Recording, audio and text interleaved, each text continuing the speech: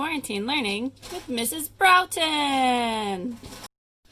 Factoring trinomials. Sometimes it's a little hard when you're factoring trinomials to know what sign you have to put here inside the parentheses with your numbers. So here's some tips and tricks that you can just look at the signs. It actually tells you exactly what signs you are going to have.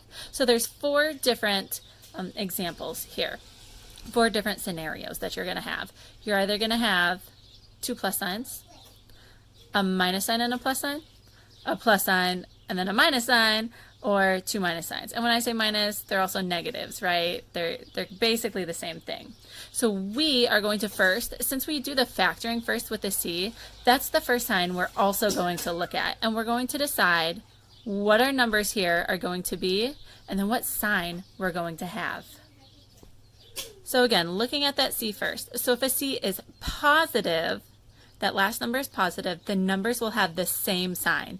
Same sign meaning that in our parentheses here, they're both going to be positive or they're both going to be negative. Either way, it's going to be the same. And then to determine what the sign is going to be, we just look at that middle number, so that B number. For example, if we have x squared plus 4x plus 3, this last number right here is a positive, so they're both going to be the same sign, and they're both going to be positive because this is a positive 4. Kind of vice versa. Over here at this example, the 3 is positive, our factors are 3 and 1, and they're going to have the same sign, but since this B here has a negative sign, they're both going to be negative.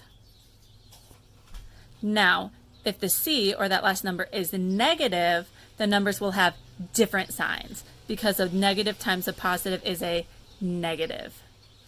So to determine which number gets what sign, we have to look at that middle number again. So first figure out the factors and then figure out what number gets what sign. And we just look at this middle number, and the larger number will get the sign of that middle number. So let's look at this real quick. X squared plus 4x minus 5. Here is a minus 5. Factors of 5 are 5 and 1. It's a minus. Okay, so C is negative, so we're going to have different signs. So one of these is going to be positive, one of them is going to be negative. Looking at this middle number here, B, which is positive, so the larger number gets that plus. The larger number is a positive, the lower number is a negative. So now when we take 5 minus 1, that's how we get the positive 4x. And then this one, factors of 5 are 5 and 1, it's a negative, so we're going to have a plus and a minus. The larger number gets the sign of B. B is a negative, 5 is larger than 1, so this gets a negative, and this one gets a positive. So I hope that helped a little bit with your signage problems, and hopefully that helped factoring trinomials just a little bit easier.